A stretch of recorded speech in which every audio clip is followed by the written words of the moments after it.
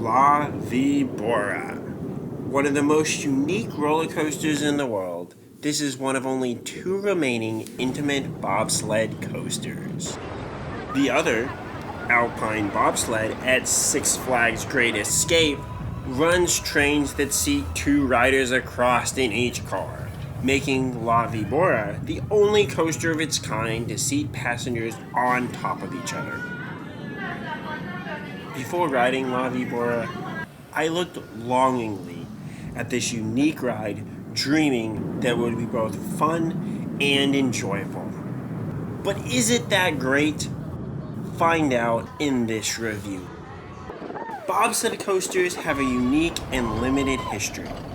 During the 1930s, there were many wooden bobsleds, none of which have survived. Knobel's Flying Turns, the newest bobsled coaster, is currently the only modern wooden bobsled coaster. Saltaire, an amusement park in Utah, built an in-house steel bobsled in 1982 in Space Coaster. Then, Intamin made 5 bobsled coasters, which Roller Coaster Tycoon would define as a Flying Turns model, but is a Swiss Bob from Intamin.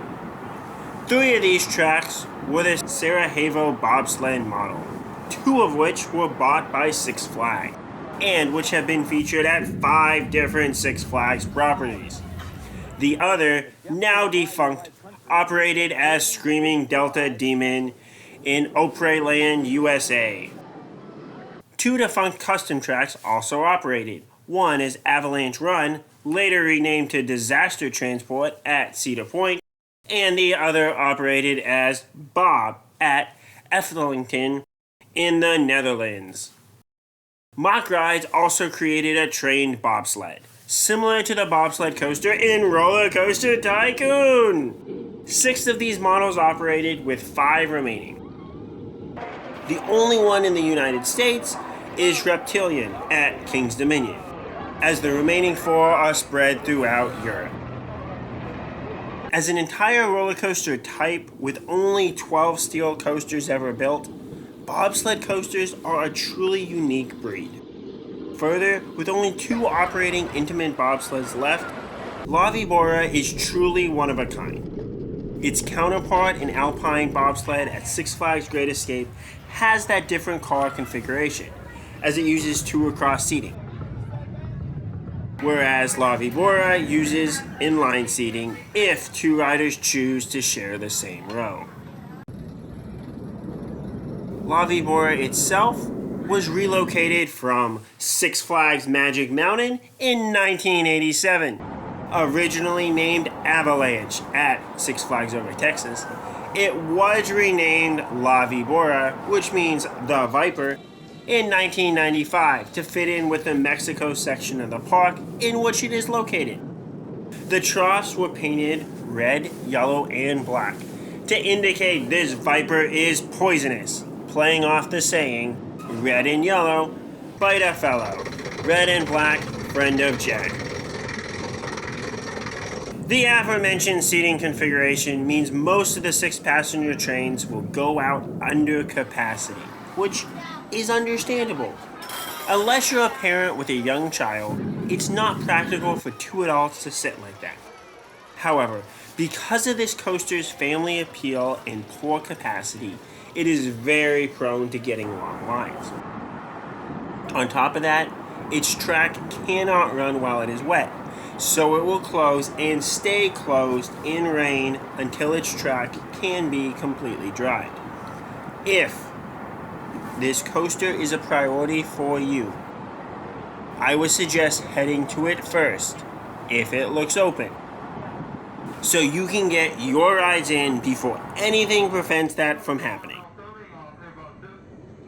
La Vibora dispatches 2 trains at once. So one waits at the bottom of the chain lift while the first car travels up the chain lift.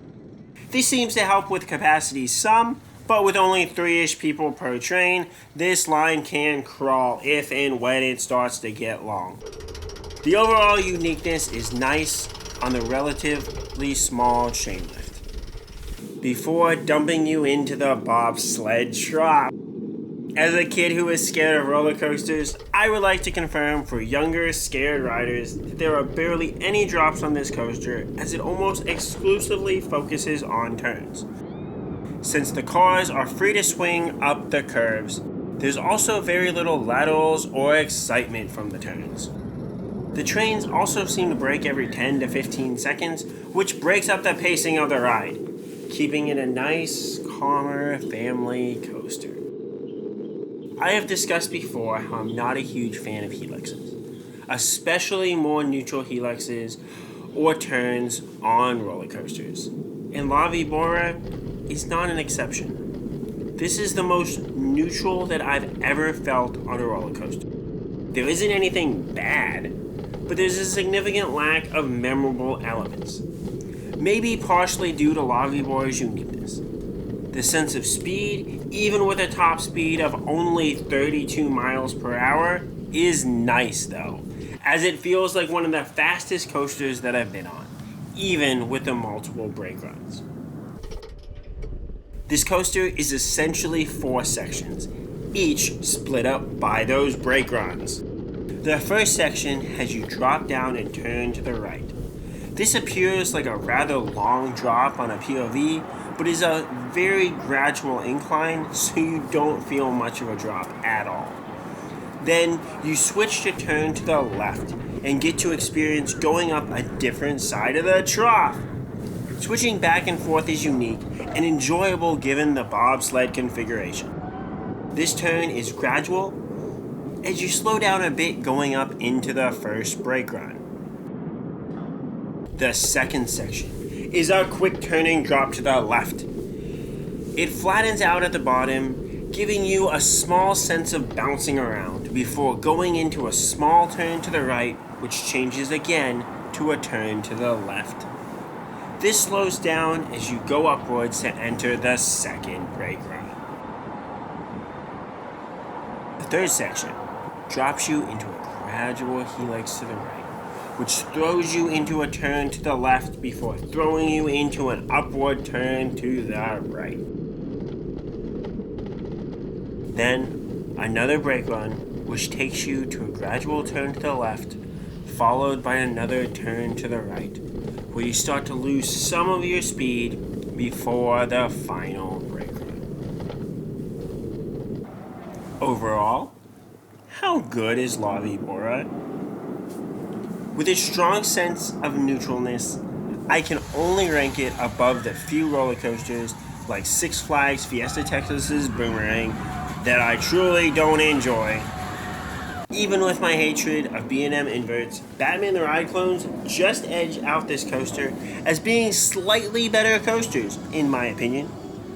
As a coaster, this may not be thrilling, but the unique experience of riding this one-of-a-kind coaster in a park with many other family coasters can't be overstated.